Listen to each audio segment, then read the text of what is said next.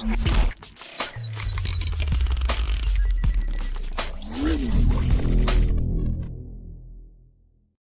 علیکم ګرانو کتونکو، څنګه یې تاسو ټول؟ زه هیله ساتم چې تاسو ټول به ښه روغ جوړ وئ او خپل ژوند کې به ښه خوشحاله وئ. نو نن به موږ یو بل ډېر مزدار شان ریسیپي ستاسو وړاندې شیر کوو. نن به موږ ستاسو وړاندې کباب پراټه رول جوړو. نو دې دپاره چې کوم شیزونه موږ له پکار دي هغه به موږ تاسو سره شیر کوو. دلته موږ راخیستې دي تقریبا 3 چکن فیلټ یا 3 چکن برسٹ. دینا علاوه به موږ میرینیشن لپاره استعمالو چکه یا ماسته، نیمبو رس او ادرک او اوږې پیسٹ، ګرمه مساله، مالګه، کورکمن پاوډر او تور مرچ پاوډر. او کباب جوړولو لپاره به موږ استعمالو کوکینګ اویل. تاسو بټر هم استعمالولی شئ، تاسو خپله خوښه ده. نو ټول نه لومړنۍ خو به موږ دا چکن پیسز چې کوم دي دا به موږ میرینیټ کړو. ادرک او اوږې پیسټ به موږ په دې کې واچو، نیمبو رس به موږ دې کې واچو، چکه یا ماسته دا به په دې کې واچو، او مسالې چې کوم موږ تاسو ته ښولې وې ګرمه مساله، مالګه، تور مرچ پاوډر او کورکمن پاوډر دا به دې کې واچو. او دا ټول شیزونه به موږ اوس ښې طریقې سره مکس کړو.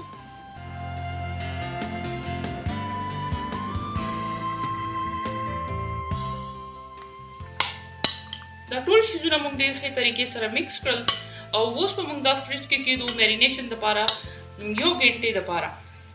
دلته موږ یو کویله یخې ده اور باندې، اوس دا سره شوې ده. نو دا به موږ میرینیشن کې کېږدو چې زموږ چکن لا یو باربیکیو شان ذایقه ورشي. یو الومینیم فوایل موږ رول کړو او بیا موږ په دې چکن کې دا کېښودلو او اوس به موږ دې باندې کوکینګ اویل برنه اچو. نو اوس موږ دې باندې کوکینګ اویل اچو، لوګی ته روان شو او دا به کور کړو چې دا ټول سموکي فلیور په دې کې راشي.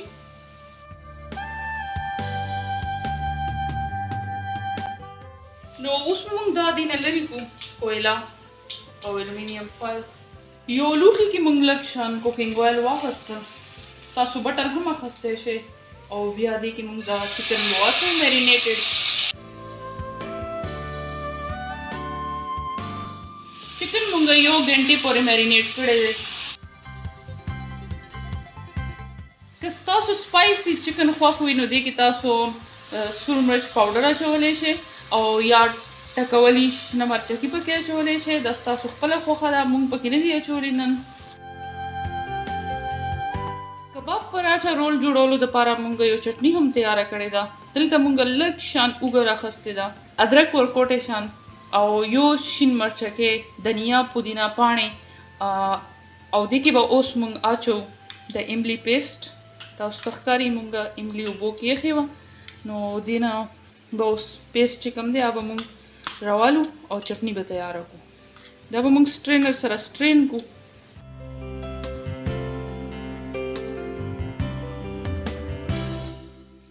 نو اوس به دا موږ مکس کړو املی پیسټ او دا چټني. چټني زموږ تیاره شوله کباب پراټه رول باندې لګولو دپاره. کباب پراټه رول جوړولو دپاره چټني نه علاوه موږ یو بل دا سوس هم جوړ کړی دی. دلته موږ تقریبا یو 2 غټې چمچې مایونیز راواخیستل او ډېر لږ شان اوږه ورته موږ وټکوله. دا په دې کې موږ مکس کړه او که تاسو غواړئ دې کې مالګه او تور مرچ پاوډر هم اچولی شئ. نو موږ به ستاسو وړاندې 2 جدا جدا کباب پراټه رول تیارو، یعنی سوس به یې جدا وي. او دلته زموږ چکن تقریبا پوخ شوی دی. دې کې چې څومره اوبه وې، ماسته و، لیمن جوس و، دا ټول وچول او بس اوس تقریبا دا تیار دی.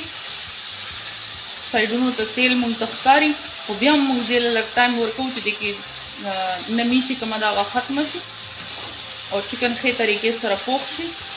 نو ګرانو کتونکو تاسو ته کتی شي چې زموږ چکن تیار دی.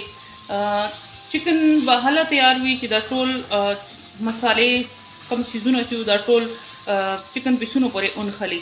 نو زمونږ چې کوم چکن دی هغه پیسونو پورې دا ټول مسالې وغیره نښلي دي. نو دا تیار دی. اوس به مونږ چوله آف کړو او مونږ به کباب رول تیارول شروع کړو. نو پراټې زمونږ تیارې دي. مونږ براون فلاور نه پراټې جوړې کړې دي. که ستاسو براون فلاور خوښ نه وي نو تاسو وایټ فلاور نه جوړې کړئ، وایټ فلاور یا میدې نه. نو دلته به مونږ چټني راوالو. کومه چټني چې مونږ ستاسو وړاندې تیاره کړې وه، املی، धनिया, पुदीना और दवा चटनी. हम देखिए दा चिकन पीसेस वाचो.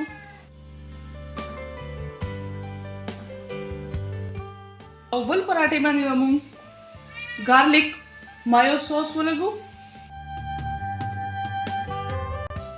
तासो वड़े नो दवा दोड़ा हम पे लगावले शे योजे. اوس په موږ دا رول کو. زمونږ مزدار کباب چکن رول تیار دی. زمونږ کباب پراټا رول تیار دی. موږ دې سره لکشن چټني واچو، لکشن مایو سوس.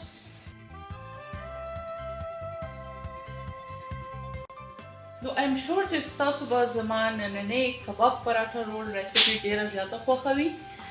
دا به ستاسو ماشومان او غټ ټولو کسانو ډېره زیاته خوښه شي.